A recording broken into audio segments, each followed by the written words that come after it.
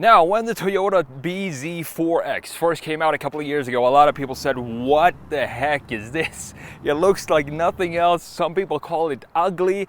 I tend to disagree with that. I think it's a very cool design. It's not necessarily an automotive design. It's more of a product design feel for this car. But I think the Toyota has always been having fun lately with their designs. And I think they had a lot of fun with this as well, both for the exterior and the interior. So we're going to talk about this design from a front, side, rear, the interior, and then we're going to take it for a drive. And when we do that, there are a couple of things that I have some issues with when it comes to this car. We're going to talk about that more later in the video. Some people even said that this car looks like a car that's been crashed and then repaired poorly because of these black fenders that we have going on here. But again, I think this just adds to the uniqueness of this car. So let's jump in here. Let's talk about the 2024 Toyota bZ4x, starting with the front end design. This 2024 Toyota bZ4x comes with dual motor all-wheel drive, 215 horsepower, 248 pound-feet of torque, connected to a 1-speed automatic. The range is about 222 miles. You have a 72.8 kilowatt hour battery. The charging though, 100 kilowatt tops for the dual motors.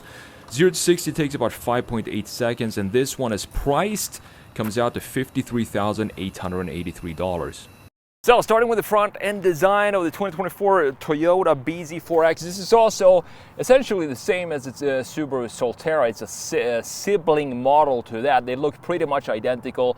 But up here, we do have this very sharp nose, and Toyota calls this the hammerhead nose because it's so empty here. I don't know if it looks like a hammerhead shark, but I think it looks very clean in the front end with all these lines here. And Toyota has always had this ability to add a bunch of lines onto their cars, but still make it feel like all the lines in the front end just somehow melt together in a nice way. One thing I really like about the front end of the bZ4x is that everything here is functional. There's no fake grille here, as you can see. It's all body panel in this supersonic red color with the black accents. We have functional air curtains right here, so I can put my hand all the way through here. I don't know if you can see my finger sticking through there. And further down, we do have the only grille in the front end, and that is, of course, to cool the batteries. You have that opening down here. I also like that we have a silver accent right here. It looks good with the red. A splash of silver every here and there on the front end, in addition to the black graphics. I also want to mention the hood design, because we have this nice line here cutting right into this corner of the top piece of the graphics here. And we also have this black piece here. So this is what I'm talking about, Toyota having some fun with their designs.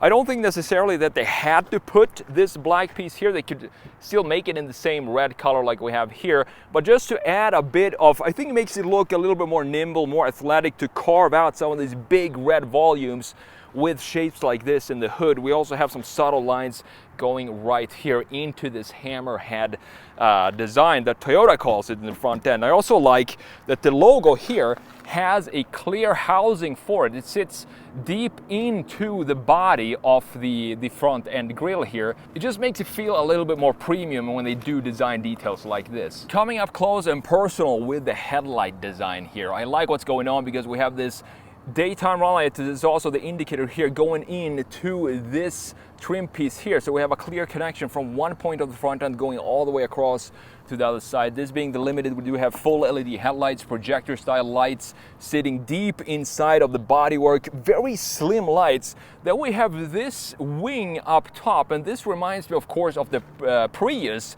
but it also reminds me of the SF90 and the Purosangue of Ferrari. So maybe they took a little bit of inspiration from that. But I think maybe this came out before the Purosangue, I'm not really sure. Now, coming around to the side view of the bZ4x Beyond Zero 4-seater, I guess, SUV, that's what the name stands for. We have a lot of lines going on here, and there is some very cool and interesting design features here. For example, have a look at the shoulder line here, how this cuts and then dips all the way up into the B-pillar here, creating this shelf of a design, very sharp and chiseled. It looks like it's been carved out of the body. Looking very clean. We have a similar line going down here at the bottom, looking super tight as well. The wheel and tire setup for this Limited, we do have 20-inch wheels, 235s all around. I do like the design of these wheels. I think they suit this car pretty well. They look elegant and classy, a little premium feel to these type of wheels.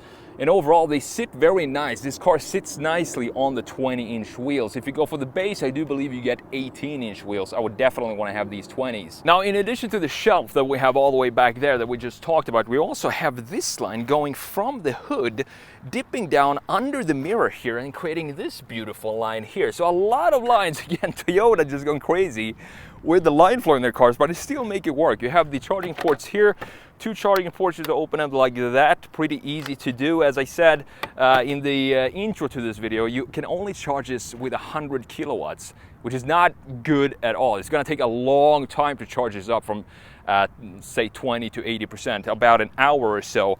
I kind of like these black graphics that goes around here as well, because it again creates more of a unique feel to this car. You have the option to have a two-tone color with the body and the roof like we have on this one, or if you want to, you can option it to have this be in body color as well. I kind of prefer it like this. Again, just shrinks the car down when we have black, removing some of this red graphics all over the car, making it feel more athletic in my opinion. One interesting detail in this area here is you see how the glass goes here, creating a rectangular piece of glass. Then we have another piece here. They could have covered this up with just black plastic, but they actually carved out a small little window here. I like that, also adds to the more premium feel.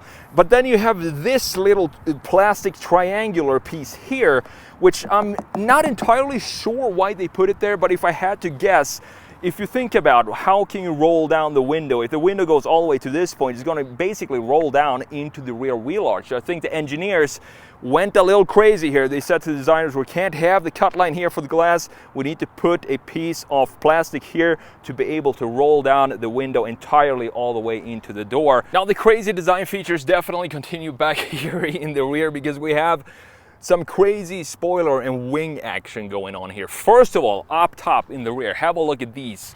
Split wing in the middle, up top here. You have this carved out portion of the wing right here with some air funnels molded into the plastic itself, and these stick up very far. What I like about this is they didn't ruin this clean design that we have here by putting a wiper here. That would completely not make sense to me, and it's such an angle that it doesn't necessarily need a wiper in the back.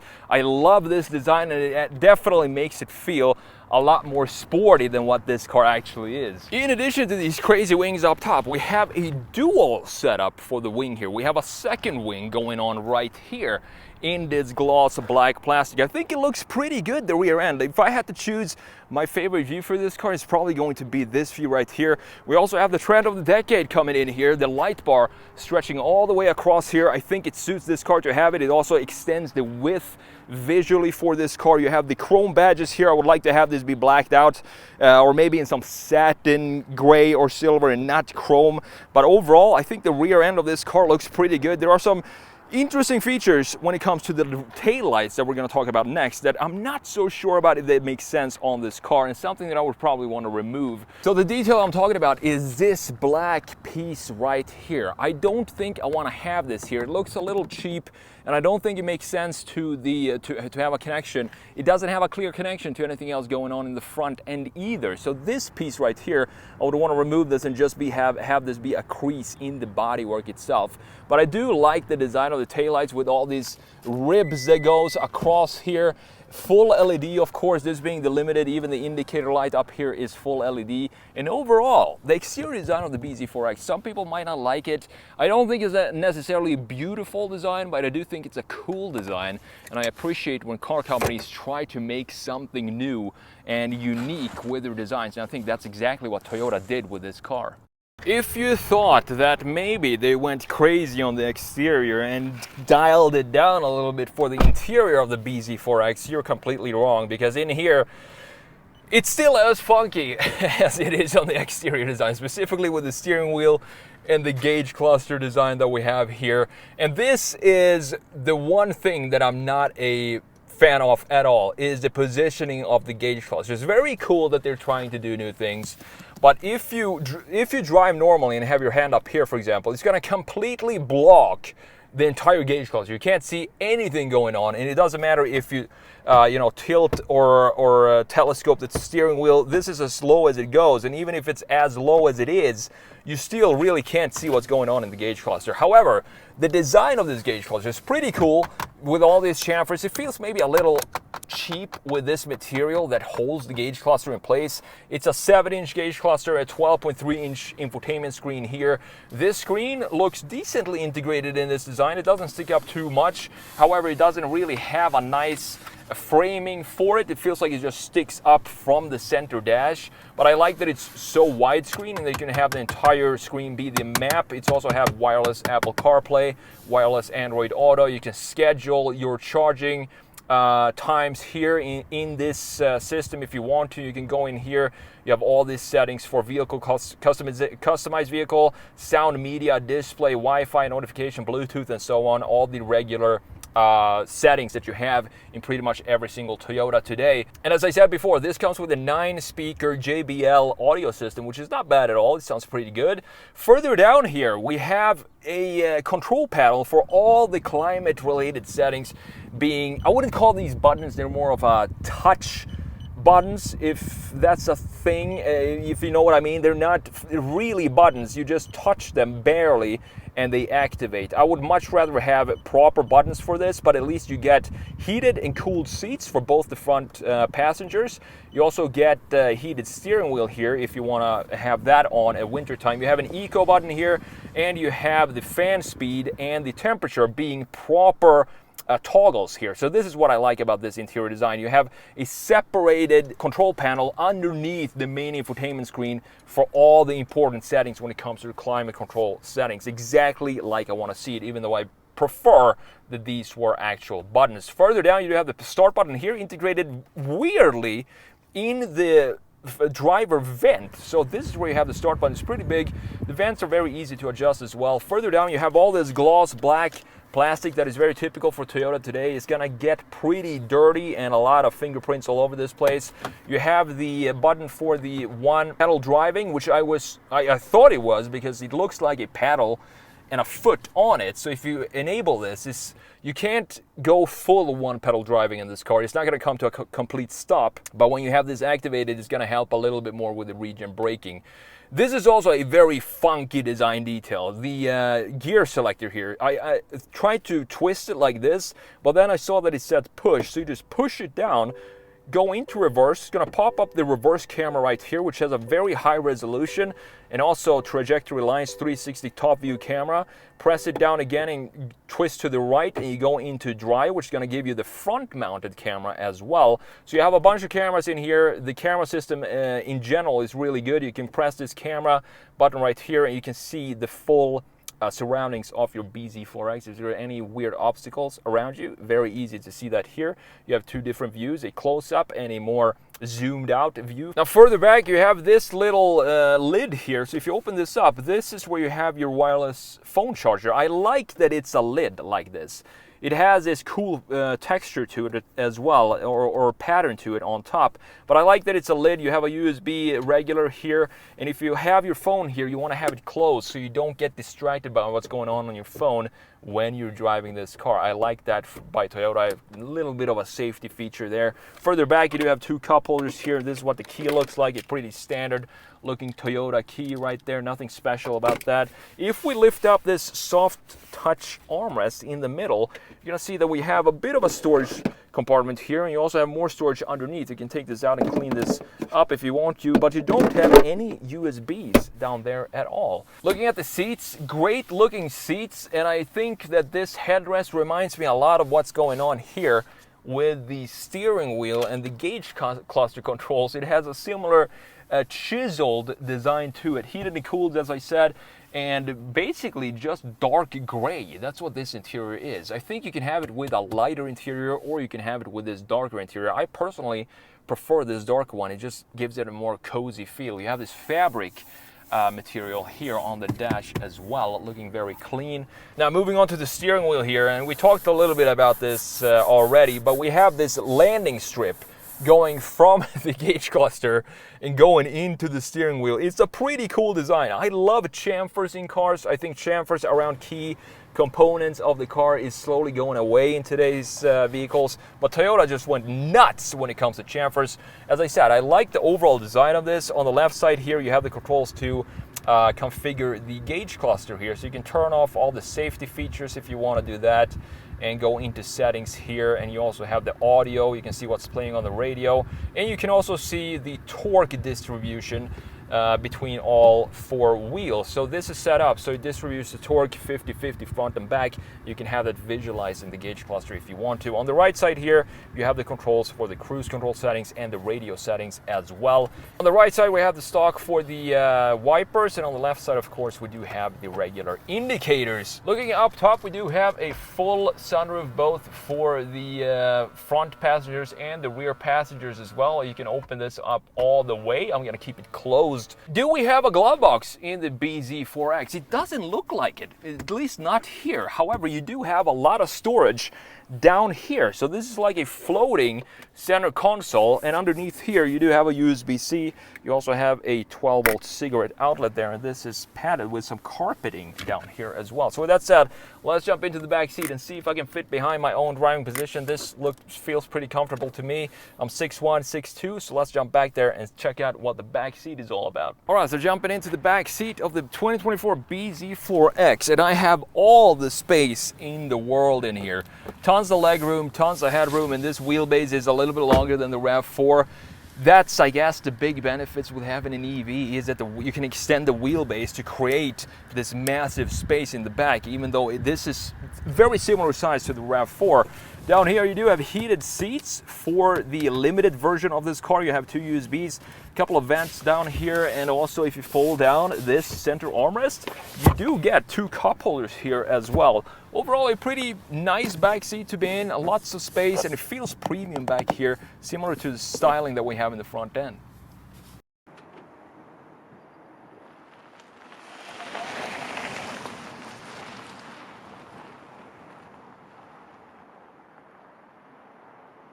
Alrighty, let's take the 2024 Toyota bZ4X. What a name. I'm always stunned by the way they named this car, but it makes sense beyond zero. I guess 4 stands for 4-seat capability or something like that. X, of course, being the SUV style. Now, I have to say, the good things first. Let's talk about the good things first here. The good things is that this rides is one of the best, smoothest, most comfortable SUV EVs, sub $100,000. It rides very smooth, 0 to 60 in about 5.8 seconds, which is not bad for the dual motors, the limited version that we have right here. Again, the interior though, this is where I have some issues, specifically with the gauge cluster and how that is positioned, and this new design of the steering wheel. It's a very funky looking design for sure, but I don't necessarily think it's the most functional design for this type of layout, because it blocks, as I said in the interior section, it blocks the gauge cluster. I can't see it when I have my hand up here, which I sometimes have, most of the time have when I'm driving. And also when I have my hand up here, you get this notification that the sensors can't read what's going on with your face, which I don't care about at all. But that message comes up all the time because the sensors are located right here. So you're covering that up with your hand when you have it right here. When it comes to the power and torque, we have 222 horsepower in this all-wheel drive dual motor version. 0 to 60, as I said, 5.8 seconds. It doesn't sound like a lot, but since you have all the 248 pound-feet of torque, from the moment you step on the gas, it feels a lot quicker than that. And going over these smooth bumps here, we're doing 35 now. It's very, very smooth ride. Coming out to this main road here, let's floor it. So 248 pound-feet of torque right from the get-go. Not bad at all. It might not sound like a lot, 215 horsepower in this, but it feels more powerful than that. And that is I guess the benefit, the big benefit of EV power is that you get all that torque down low, and you also have the battery pack sitting all the way in the floor, meaning that even though we have 8.1 inches of ground clearance in this car, it still rides pretty well in the corners. It's not a sports car or anything like that, but it handles decently for what this is. Now you have this button right here, which has a pedal on, a foot and a pedal. So if you click this, this is the sort of the regen braking, I guess, or it should be one pedal driving. That's what I thought it was, but you can't get the bZ4X to do 100% one pedal driving, because when you let off the gas, it's not going to come to a complete stop. You're going to feel the regen a little bit, but it's not going to come to a complete stop. So you need to apply the brakes manually, and that is something that I would want to have in the bZ4X. There's one pedal driving, it's not hard to do, and you also get more regen energy back when you have full one pedal driving. Overall range for the dual motor is about 222 miles, which is not great. It's not that bad either. The thing about this though, the dual motor, is that when you go to charge this, you can only charge it up to 100 kilowatts for the dual motor. The single motor has 150 kilowatt capability of charging. And if you charge it up from 20 to 90% or 15 to 90%, it's gonna take a long time to charge this car up. I think Motor Trend did a test with this where they did that sort of, I think it was that range, 20 to 80% or something like that. And it took 64 minutes for them to charge up the car. And that is way too long, and it should have better charging capabilities than that. But when you're charged up and when you're in this car, it definitely has a very smooth ride. I love the way this feels in the corners as well, and just soaks up the roads. I actually kind of like that Toyota went crazy with the gauge cluster and the steering wheel here. At least they're trying something new. It's a funky design, it's not the most functional design, but when you have your hands like this, 10 to 2, there's no problems at all seeing the gauge cluster. It's just when you have your hand up here that it completely blocks everything. But I like when companies try to innovate a little bit and try to make something cool and something new out of something that we've seen so many times done over and over in the same way. So that's a bit of a gimmick right now, and at least it looks good. So now we're coming out on the highway here, so let's floor it. We're up to 70 right there. It's not a slow car. It actually pulls really well for 215 horsepower. We do have some wind noise, which is to be expected since we don't have any other mechanical noise that you can hear here. You can also sort of hear a lot what's going on in the exterior, more so than I think I'm used to. My final verdict for the 2024 Toyota bZ4X is I think the exterior design, I think Toyota they're having fun designing their cars now, and I love that. The new GR Corolla looks absolutely nuts.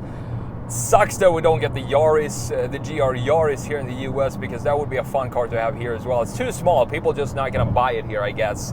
But I think it would actually sell really well here. But we're talking about the bZ4X here. The exterior design, more of a product design. It's a good looking design because we have a line flow that is continuous throughout the design.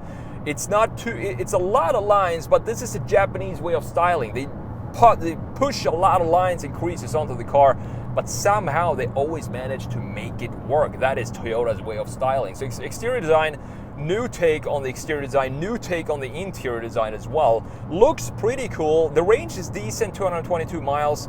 Has enough power, 215 horsepower. The pricing, $54,000 as this one is spec'd, is a little bit steep, but if you get the single motor, I think you get, obviously you get a little bit more range, 250 miles or so. And that's I think that starts at around $42,000 to $44,000. That might be an option if you don't necessarily need all-wheel drive for your car.